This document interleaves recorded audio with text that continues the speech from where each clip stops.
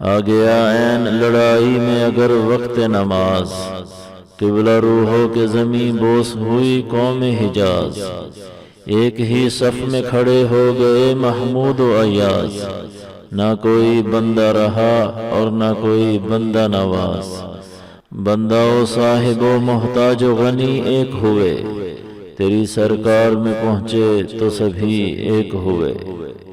علامہ اقبال کی نظم شکوہ کا یہ 11واں بند ہے۔ اس میں قبلہ رو سے مراد قبلہ کی طرف منہ کرنا اور زمیں بوس سے مراد سجدہ کرنا ہے، اور قوم حجاز سے مراد حجاز کے لوگ ہیں، اور حجاز عرب کا وہ صوبہ ہے جہاں پر مکہ اور مدینہ کے شہر آباد ہیں۔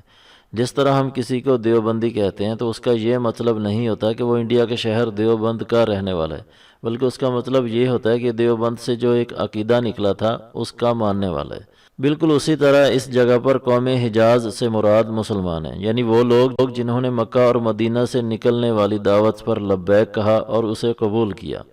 اے اللہ، ہم لوگ تجھے عین لڑائی میں بھی نہیں بھولتے تھے۔ اگر لڑائی میں بھی نماز کا وقت یعنی تیرے سامنے جھکنے کا حکم آ جاتا تھا تو ہم دشمن کی تلواروں کی پرواہ کیے بغیر تیرے سامنے سجدہ ریز ہو جاتے تھے۔ اور دوسرے شعر میں محمود اور ایاز سے مراد سلطان محمود غزنوی اور اس کا غلام ایاز ہے۔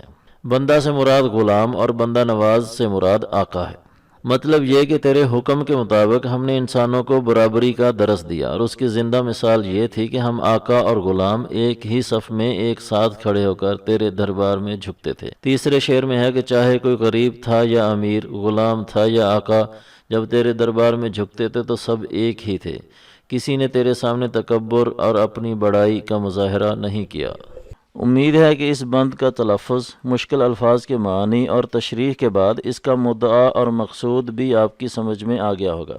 علامہ صاحب کی مکمل شاعری کو اسی طرح سمجھنے کے لیے ہمارا چینل سبسکرائب کریں اور دوستوں کے ساتھ ہماری ویڈیوز کو شیئر کریں۔ اگلے بند تک کے لیے ہمیں اجازت دیں۔ والسلام علیکم ورحمۃ اللہ وبرکاتہ۔